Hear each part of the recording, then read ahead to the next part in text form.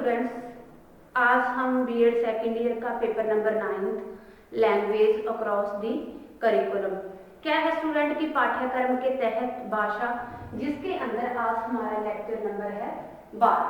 क्या है ये फोर्थ यूनिट हमारी हमने स्टार्ट कर रखी थी और फोर्थ यूनिट का आज हमारा लास्ट लेक्चर है, जिसके अंदर मैं आपको ये 12 लेक्चर नंबर 12 शुरू करने से पहले स्टूडेंट बता दूं कि लेक्चर नंबर 11 के अंदर हमने क्या किया। लेक्चर नंबर 11 के अंदर स्टूडेंट हमने किया कि बच्चों के साहित्य, बच्चों का जो पाठ्यक्रम है उसके अंदर साहित्य को शामिल करने के कौन कौन से लाभ हैं। तो पहले क्या है, हमने बच्चों के साहित्य के बारे में बताया, फिर उसके कौन से 3 सिद्धांत हैं। फिर बात आई कि बच्चों का जो पाठ्यक्रम है, पाठ्यक्रम में साहित्य शामिल करने के से बच्चों के अंदर कौन कौन सी चीज़ों का जो क्या है नई विकसित होती है, नई डेवलपमेंट होती है।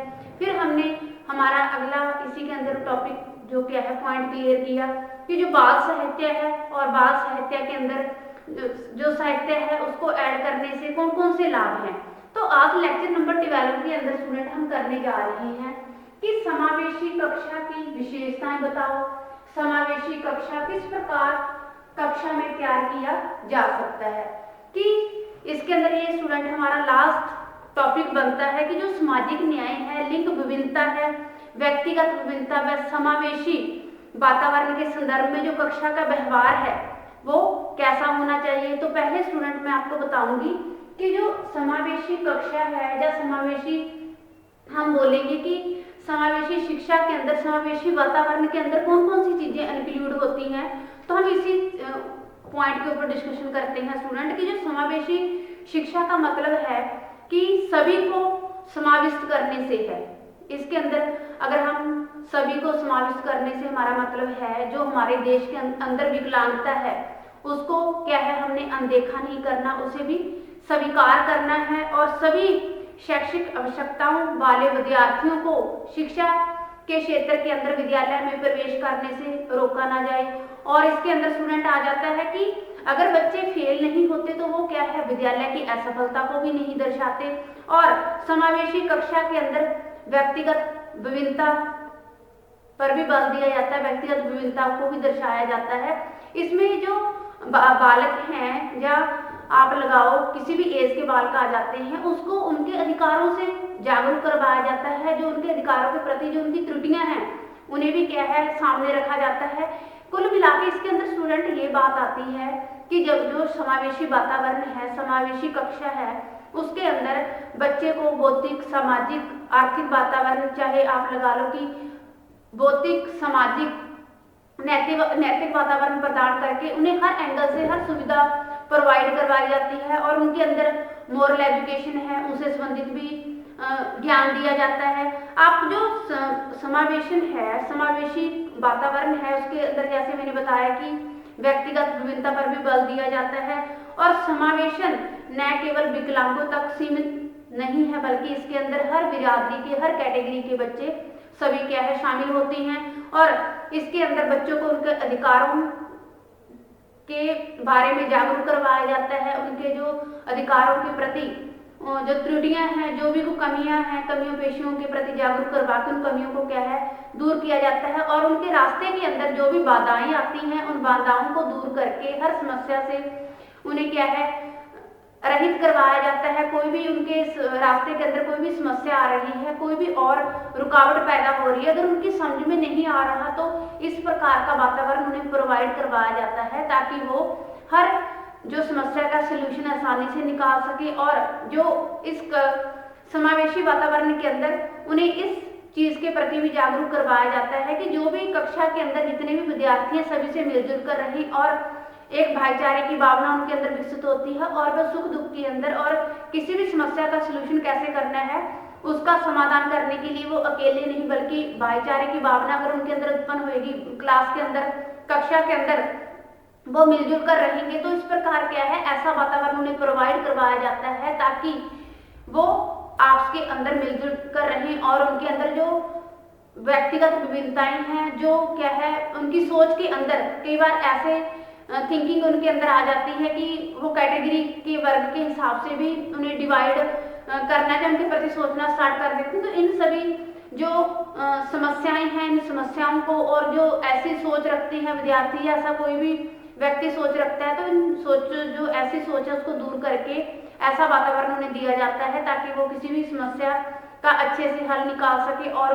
वो अपने अधिकारों के प्रति वंचित ना हो, उन्हें जागरूक करवाया जाता है। तो ये समावेशी कक्षा के अंदर आता है। अब हम बात करते हैं स्टूडेंट की जो समावेशी कक्षा है उसकी क्या विशेषताएं होनी चाहिए। अब हम बात करेंगे पॉइंट टू पॉइंट विशेषताएं, समावेशी कक्षा की विशेषताएं।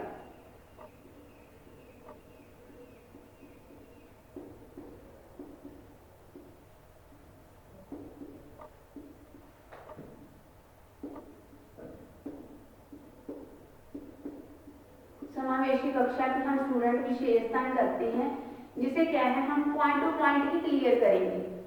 इसे भी क्या है स्टूडेंट हम पॉइंट टू पॉइंट ही क्लियर करते हैं। तो इसके अंदर इसकी निम्नलिखित विशेषताएं हैं। फर्स्ट पॉइंट आता है स्टूडेंट इसके अंदर कि समावेशी शिक्षा का मतलब है सभी को समाविष्ट करने से है। क्या है फर्स्ट पॉइंट आता है सभी को समाविष्ट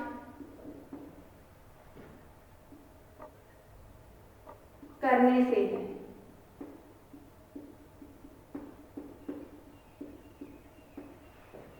अगला पॉइंट आता है स्टूडेंट कि सभी को इक्वल रखने से या किसी के साथ कोई भेदभाव करने से नहीं है।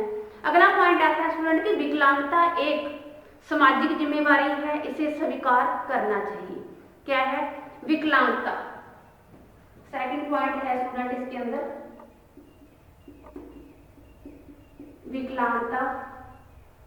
विकलांगता दिखाई गई है। इसके अंदर जो क्या है एक सामाजिक जिम्मेवारी है, इसे भी हमें स्वीकार करना चाहिए, इसे अनदेखा नहीं करना चाहिए।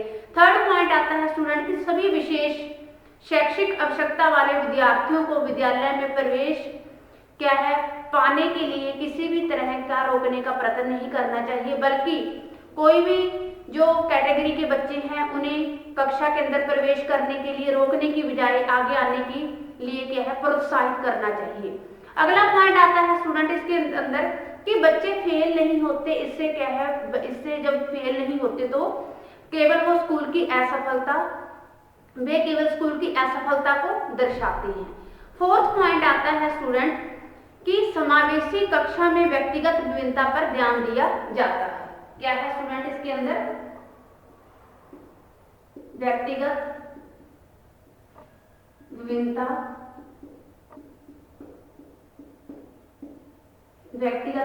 पर ध्यान दिया जाता है। क्या है व्यक्तिगत विभिन्नता पर ध्यान दिया जाता है।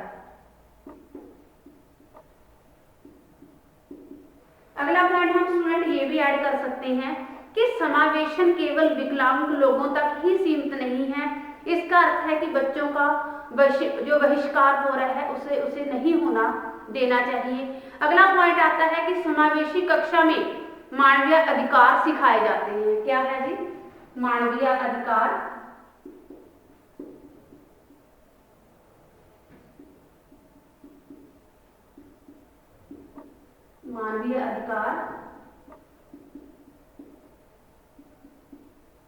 सिखाए जाते हैं जो समावेशी कक्षा है। तो बात आती है स्टूडेंट कि समावेशी कक्षा के अंदर मानवीय अधिकारों को अच्छे से सिखाया जाता है। अगला हम पॉइंट करें कि विकलांगता समाज द्वारा निर्मित है, इसे तोड़ा जाना चाहिए। इसे क्योंकि जो विकलांग बच्चे हैं वो कहाँ जाएं, उनका भी मन करता है कि जो सामान्य बच्चे हैं नॉर्मल बच्चे हैं उनके साथ वो पढ़े लिखें और उनको अपना दोस्त बनाए। तो जो विकलांगता है ये हमारे द्वारा ही दी हुई है, ये भगवान ने दी है, तो इसमें हमारा क्या दोष। तो विकलांगों को अलग नहीं क्या है व्यक्तिगत विभिन्नता के अंदर जो चीजें आती हैं पार्शियलिटी नहीं करनी चाहिए उनके लिए, तो इसे भी क्या है तोड़ा जाना चाहिए। अगला पॉइंट आता है स्टूडेंट की जो समावेशी शिक्षा में यह प्रावधान किया जाता है कि प्रत्येक बच्चे में सामने आने वाली जो कोई भी बाधा है, जो कोई भी रुकावट है, बच्चों की जरूरतों के साथ सामंजस्य पैदा हो जाता है। अगला पॉइंट आता है कि समावेशी कक्षा में भौतिक सामाजिक तथा व्यवहार संबंधी जो भी बाधाएं होती हैं उसे दूर की जाती हैं। क्या है स्टूडेंट भौतिक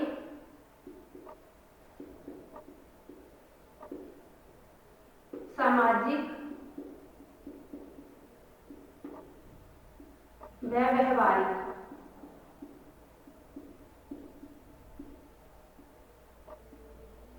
समस्याओं को दूर किया जाता है।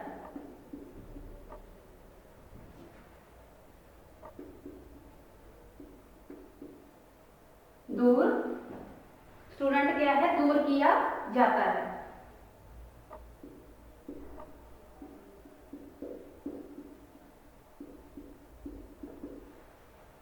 ये क्या है स्टूडेंट, जो समावेशी कक्षा है उसके अंदर बच्चे के रिगार्डिंग कोई भी भौतिक, सामाजिक और व्यवहारिक समस्या आती हैं, इन बाधाओं को क्या है, दूर किया जाता है।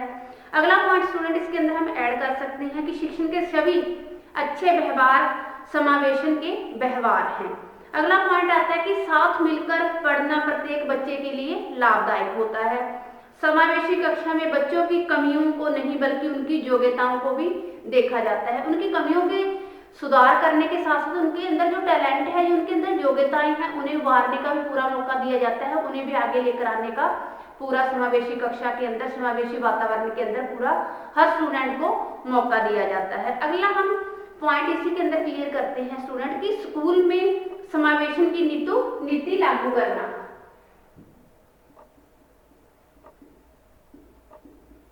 स्कूल में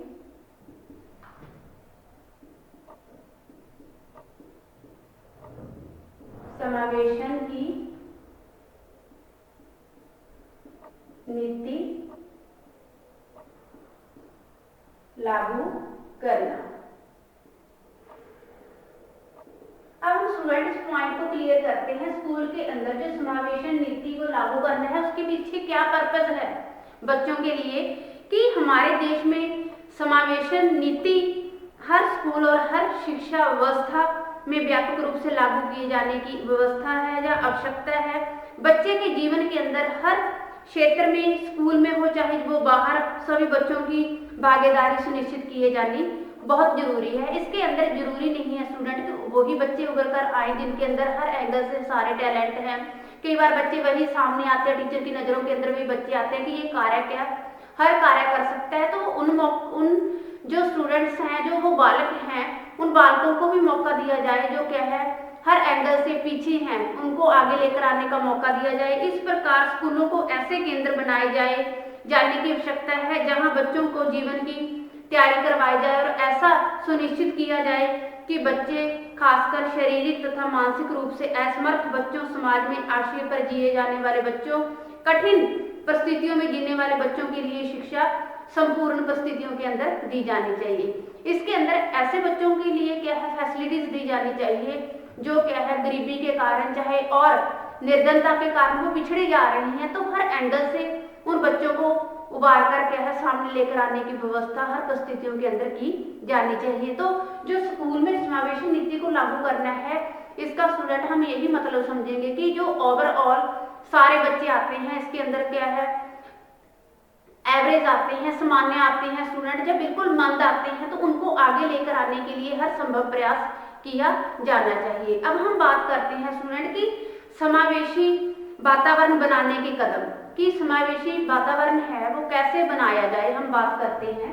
अब इसमें क्या है पॉइंट टू पॉइंट बात करेंगे हम। समावेशी वातावरण बनाने के कदम, कौन कौन से कदम किए जाने चाहिए, क्योंकि हम अक्सर स्कूल के अंदर देखते हैं, हम अपने घर के अंदर भी देखते हैं कि बच्चों के अंदर हर चीज कक्षा से रिगार्डिंग उभर कर आती है। बेशक वो कोई टैलेंट है बच्चों के अंदर, चाहे बच्चा किसी और स्टडी के साथ साथ किसी और चीज के अंदर एक्टिव है, तो हम इसे क्या है student point two point explain करते हैं। पहले है प्रतिभा के दिखाने की अवसर देना। प्रतिभा फर्स्ट पॉइंट आता है, प्रतिभा को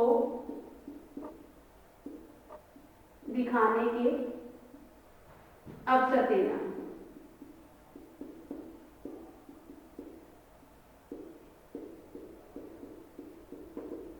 अब स्टूडेंट हम बात करते करते हैं कि प्रतिभा को दिखाने के अवसर देना, बच्चों के अंदर जो टैलेंट है वो टैलेंट बच्चे स्टडी के माध्यम से दिखाएं, चाहे और कोई भी कार्यक्रम हो रहे हैं, कोई और प्रतियोगिताएं हो रही हैं, उनके अंदर पार्टिसिपेट करके दिखाएं। तो बच्चों के अंदर जो प्रतिभा है, जो टैलेंट छुपा हुआ है, उनको दिखाने के अवसर दिए जाने चाहिए। तो हम इस पॉइंट को एक्सप्लेन करते हैं स्टूडेंट कि अपनी प्रतिभा प्रदर्शन करने के मौके और सहपाठियों के साथ बैठने और मौका देने बच्चों में प्रोत्साहन और जुड़ाव की प्रेरणा प्रदान करता है कि वो अपने सहपाठियों के साथ बैठे, उनके साथ स्टडी से रिगार्डिंग बातें करें। और इससे क्या है, एक तो बच्चों के अंदर अटैचमेंट होगी, दूसरा उनको क्या है प्रोत्साहित होने का भी मौका मिलेगा। स्कूल में अक्सर ऐसे गिने चुने और बच्चों को बार बार चुनते रहते हैं, जो क्या है हम पहले मैं आपको बता चुकी हूँ कि कोई भी अध्यापक है, चाहे पेरेंट्स है, पेरेंट्स को यही होता है कि मेरा बच्चा हर क्षेत्र के अंदर, हर कार्यक्रम के अंदर आगे रहे, और अध्यापक भी ऐसा ही करते हैं, लेकिन ये करना हमारे लिए बहुत गलत है। तो वो बच्चे क्या है आगे हर क्षेत्र के अंदर वही अपनी एक योग्यता दिखाते हैं। तो जो दूसरे बच्चे होते हैं वो क्या है पिछड़ कर ही रह जाते हैं, और टैलेंट तो उनके अंदर भी है, लेकिन उससे किस प्रकार उभारू किया जाए, किस प्रकार उन्हें आगे लेकर आया जाए, तो ये सारा किसके ऊपर डिपेंड है, ये पेरेंट्स के ऊपर भी डिपेंड है और शिक्षक के ऊपर भी डिपेंड है। तो एक अध्यापक को ये हर तरीका प्रयास उठाना चाहिए, हर संभव प्रयास करना चाहिए कि जो प्रतिभाशील बच्चे हैं वो तो आगे आए हैं, लेकिन जो पीछे बच्चे रह गए हैं कक्षा के अंदर, उन्हें भी आगे लेकर आने का हर संभव प्रयास करना चाहिए, ताकि वो बच्चा अकेला स्टडी में ही नहीं बल्कि हर जो क्या है पार्टिसिपेट कर सके हर कार्यक्रम के अंदर। तो इस प्रकार बच्चे के अंदर स्टडी के साथ साथ जो बच्चा जब किसी फंक्शन के अंदर पार्टिसिपेट करता है समूह मंडली के अंदर, तो इससे बच्चों के साथ अटैचमेंट होती है, एक नया रिश्ता बनता है, और ये एक शक्तिशाली तरीका है बच्चों को आपस के अंदर जोड़ने का। तो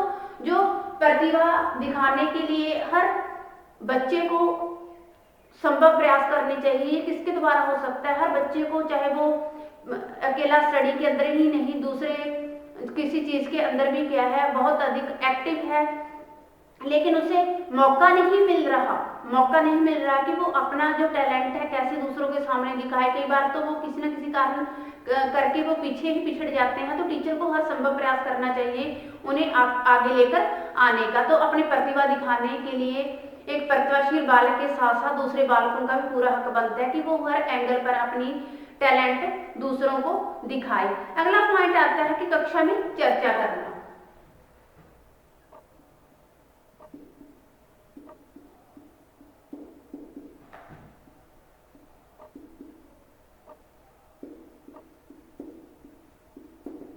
कक्षा में चर्चा करने से इस पॉइंट को हम स्टूडेंट क्लियर करते हैं कि अगर शिक्षक विभिन्न गतिविधियों की योजना बनाते टाइम कक्षा में बच्चों की चर्चा करे, उसे सुनिश्चित करे। तो गतिविधियां बनाते टाइम जब भी कोई योजना बना रहा है, जब भी कोई गतिविधि करवा रहा है बच्चा अपना अध्यापक, तो उसे क्या है इस प्रकार चर्चा करनी चाहिए ताकि वो प्रत्येक बच्चा उसके अंदर योगदान दे पाए। और योजना बनाते समय शिक्षकों की सभी भागीदारी स्टूडेंट्स की और दूसरे अध्यापक की भी होनी जरूरी है, ताकि कई बार एक टीचर के नज़रों के अंदर एक ही बच्चा क्या है प्रतिभाशील होता है, तो दूसरा टीचर ये बता पाए कि हाँ दूसरा बच्चा भी हर एंगल से, हर माध्यम से क्या है प्रतिभाशील है, वो क्या नहीं कर सकता। तो इस प्रकार कक्षा में चर्चा करनी हर चीज को लेकर बहुत जरूरी है। और अकेला शिक्षक के अंदर ही नहीं होनी चाहिए, एक अध्यापक के अंदर नहीं होनी चाहिए, उसे दूसरों जो अध्यापक है, दूसरे जो शिक्षक है, उनका भी योगदान इसके अंदर लेना बहुत जरूरी है। अगला पॉइंट हम क्लियर करते हैं, अत्यधिक प्रतियोगिताओं पर रोक।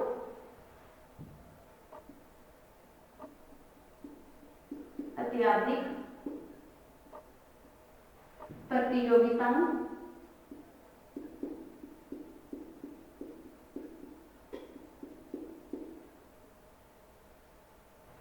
पर रोक।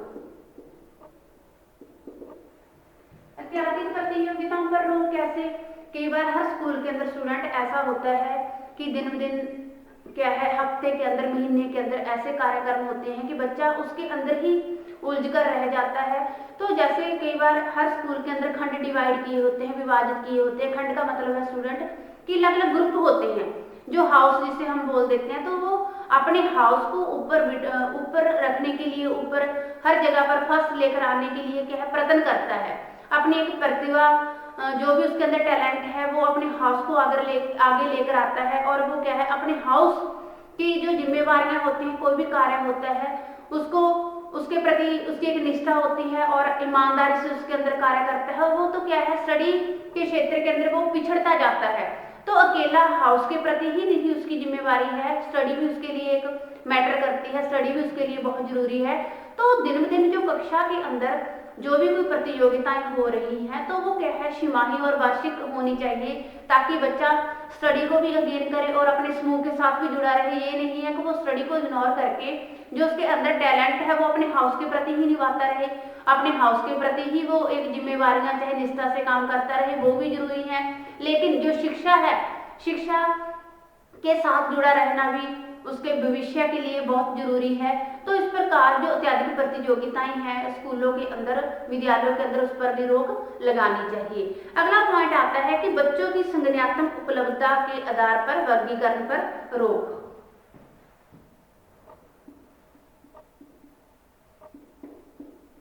बच्चों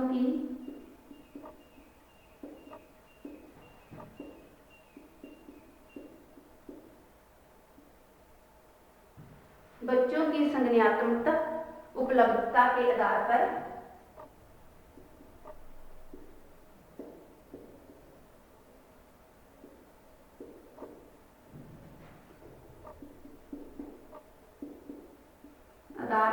रोक। अब हम स्टूडेंट इस पॉइंट को क्लियर करते हैं, जो क्या है, एक समावेशी वातावरण का एक उदाहरण है, एक पॉइंट है। बात करते हैं कि बच्चों को शुरू में ही संकीर्ण संज्ञानात्मक आधार पर वर्गीकृत कर दिया जाता है और इससे क्या है, उनकी विविधता को क्षति पहुंचती है। बात करते हैं जो बच्चों की क्षमताओं और प्रतिभाओं में होती है। प्रत्येक बच्चे के साथ व्यक्तिगत लेवल पर जुड़ने की बजाय बच्चों को अपने शुरुआती जीवन की संज्ञानात्मक पदों की रख दिया जाता है और श्रेष्ठतम विद्यार्थी सामान्य के लेवल की और असफल अधिकतर मामलों में बच्चों के पास पद से खुद हटने का मौका नहीं होता। ठप्पा लगाने से इस जो वह प्रक्रिया का बच्चों को बहुत ही विनाशकारी प्रभाव होता है। स्कूल बेतुके हद तक जा रहे बच्चों से इन ठप्पों को आत्मसात करवाते हैं। स्कूल कुछ बच्चों की मंदबुद्धि कहते हैं और यहाँ तक वे बिठाना भी अलग स्टार्ट कर देते हैं। तो ऐसे सूचक कक्षा में लगा देते हैं जो जिससे बच्चों के अंदर विभाजन बहुत ही स्पष्ट दिखाई देता है। तो क्या है, स्टूडेंट जो मंदबुद्धि के बालक हैं उन्हें अलग नहीं किया जाना चाहिए, उन्हें अलग खंडों के अंदर विभाजित नहीं किया जाना चाहिए। तो इनको क्या है, मिक्स खंड, mix house, mix section divide किए जाने चाहिए, मिक्स, ताकि बच्चा क्या है अपने अंदर हीन भावना ना लेकर आए। इससे क्या है, बच्चों के अंदर एक ये ठप्पा लग जाता है बच्चों के ऊपर कि हाँ ये मंदबुद्धि का है या इसके अंदर ये कमियां हैं, तो दूसरे बच्चे उसे चिढ़ाती हैं। तो ऐसी चीजों के अंदर हर स्कूल के वातावरण के अंदर, हर स्कूल के अंदर, हर विद्यालय के अंदर इन चीजों पर रोक लगानी बहुत जरूरी है। अगला पॉइंट हम करते हैं कि जो विद्यार्थी हैं, विद्यार्थियों की गलतियों को स्वीकार करना।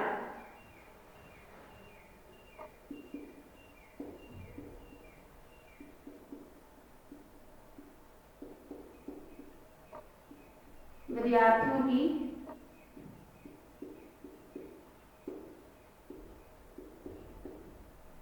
गलतियों को स्वीकार करना।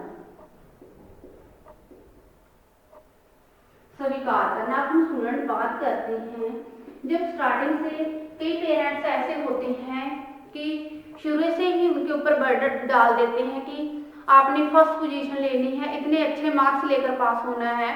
तो उसका जो खेलने की उम्र होती है, जो बच्चों के साथ अपना दोस्त बनाने की उम्र होती है, अपने मित्र मंडली के साथ अलग अलग वो खेल खेलते हैं, तो वो ये चीजें सारी क्या है, ठप हो चुकी हैं। और बच्चा के माइंड के अंदर यही रहता है कि अगर मैं फर्स्ट ना आया या इतने मेरे मार्क्स कट हो गए तो मेरे पेरेंट्स मुझे डांटेंगे। तो जब खाली समय होता है पेरेंट्स उसे खिला कर ट्यूशन भेज देते हैं, तो वहां पर भी उसका जो सारा समय क्या स्टडी के साथ बीत जाता है। तो इस प्रकार बच्चे को स्टडी के साथ जोड़ना भी जरूरी है, लेकिन एक सीमित एरिया तक बच्चे को स्टडी से भी जोड़ा जाए। उसके ऊपर सारा दिन पेरेंट्स का ये भी बर्डन ना रहे कि हाँ पढ़ना। तो इस प्रकार स्टूडेंट बच्चा खेलने के टाइम बच्चों को खेलने भी दिया जाए, काम करने के टाइम बच्चों से काम भी करवाया जाए, लेकिन एक लिमिटेशन के अंदर होना चाहिए। तो इस प्रकार अगर बच्चे से कोई गलती हो जाती है तो बच्चे की गलती को भी इग्नोर करने की कोशिश करनी चाहिए। कोई बात नहीं, अगर बच्चे ने गलती कर दी अपनी एज के हिसाब से तो उसे इस तरीके से प्यार से समझाया जाए ताकि बच्चा आगे अपनी लाइफ के अंदर कोई भी गलती करे तो अपने पेरेंट्स को याद रखे, लेकिन इतना दंड नहीं दिया जाना चाहिए कि बच्चा क्या है उसके अंदर डर के अंदर बच्चे की ग्रोथ, जो बच्चे के अंदर अलग ग्रोथ होनी है अपनी फिजिकल डेवलपमेंट के अंदर ओवरऑल डेवलपमेंट आ जाती है। तो इस प्रकार स्टूडेंट जो बच्चे की गलतियां हैं उसे भी स्वीकार करना चाहिए। और कई ऐसी हो जाती हैं जहाँ पनिशमेंट पेरेंट्स देते हैं, तो पनिशमेंट देने की बजाय उन्हें क्या है प्यार से हर चीज को समझाया जाना चाहिए। तो जो समावेशी वातावरण है उसके अंदर ऐसी ही चीजों को शामिल किया गया है जिसके अंदर अकेले जो प्रतिभाशील बालक हैं उन्हें ही नहीं सामने लेकर आया गया, इसके अंदर व्यक्तिगत विभिन्नता को भी दर्शाया गया है। और स्टूडेंट समावेशी शिक्षा का जो मतलब है वो है सभी को समाविष्ट करने से है, ताकि इसके अंदर ओवरऑल बालकों को लेकर आया जा सके और उनके रास्ते के अंदर जो रुकावटें हैं उनको दूर किया जा सके, जो उनके बौद्धिक सामाजिक और व्यवहार के अंदर जो भी बाधाएं हैं उन्हें दूर करके दूसरे बच्चों के साथ अच्छा समायोजन करना बहुत अच्छे तरीके से सिखाया जाता है। तो स्टूडेंट आज हम अपने टॉपिक के अंदर क्लियर किया है कि जो समावेशी कक्षा है वो क्या होती है और इसकी विशेषताएं कौन कौन सी है, और समावेशी वातावरण किस प्रकार कक्षा में तैयार किया जाता है। तो इसके अंदर पहले मैंने आपको बताया जो समावेशी कक्षा है उसके अंदर क्या होता है, फिर बताया जो समावेशी कक्षा की विशेषताएं हैं। समावेशी कक्षा की विशेषता मैंने अलग अलग पॉइंट आपको क्लियर करवाए, जैसे कि समावेशी शिक्षा का मतलब सभी को समाविष्ट करने से है, और विकलांगता एक सामाजिक जिम्मेवारी है, इसे भी स्वीकार किया जाए। और शिक्षा के अंदर हर एक विद्यालय के अंदर जो भी विद्यार्थी अपना दाखिला लेना चाह रहा है उसे रोकने की बजाय उसे शिक्षा के अंदर प्रोत्साहित किया जाना चाहिए, चाहे वो कोई भी कैटेगरी से बिलोंग करता है। फिर हमने अलग अलग पॉइंट क्लियर किए कि जैसे जो बच्चे फेल नहीं होते वो विद्यालय की असफलता को भी नहीं दर्शाते, और समावेशी कक्षा है जो क्या है व्यक्तिगत विभिन्नता को दर्शाता है। विकलांगता समाज द्वारा ही निर्मित है, सिर्फ तोड़ा जाना चाहिए। और शिक्षण में सभी को अच्छे व्यवहार समावेशन के अंदर आने चाहिए, शिक्षक के सभी अच्छे व्यवहार समावेशन के व्यवहार के साथ आने चाहिए, और बच्चों को मिलकर पढ़ाने के लिए क्या है लाभ भी होता है और उन्हें प्रोत्साहित भी किया जाना चाहिए। इससे उनके अंदर सहयोग की भावना और भाईचारे की भावना भी बढ़ती है। फिर हमने बात की स्कूल में समावेशन नीति लागू करने का यही पर्पज है, जो अलग अलग कैटेगरी के बच्चे हैं उन्हें ऐड किया जाए और उनके क्षेत्र के अंदर उनकी लाइफ के अंदर कौन कौन सी प्रॉब्लम है उन्हें फेस किया जाए और उन्हें स्वीकार करके दूर करने की कोशिश की जाए। फिर हमने बात की समावेशी वातावरण बनाने के कौन कौन से कदम हैं, जैसे प्रतिभा को दिखाने के अवसर अकेले प्रतिभाशील बालकों के लिए नहीं होने चाहिए बल्कि सभी स्टूडेंट्स के लिए होने चाहिए। कक्षा में चर्चा करना, जो जिस बच्चे से रिगार्डिंग कोई भी फैसला लिया जा रहा है उसमें अकेला शिक्षक की भूमिका, अकेले शिक्षक की योगदान नहीं होने चाहिए, बल्कि ओवरऑल जो अलग अलग सब्जेक्ट अलग अलग विषय के टीचर हैं उन्हें शामिल करके ही चर्चा की जानी चाहिए। फिर हमने की अत्याधिक प्रतियोगिताओं पर रोक लगानी चाहिए ताकि बच्चा केवल प्रतियोगिताओं के अंदर ही उलझ कर रह जाता है और स्टडी के मामले में पिछड़ जाता है। फिर हमने बात की कि बच्चों की संज्ञानात्मक उपलब्धता के आधार पर रोक। फिर हमारा पॉइंट है कि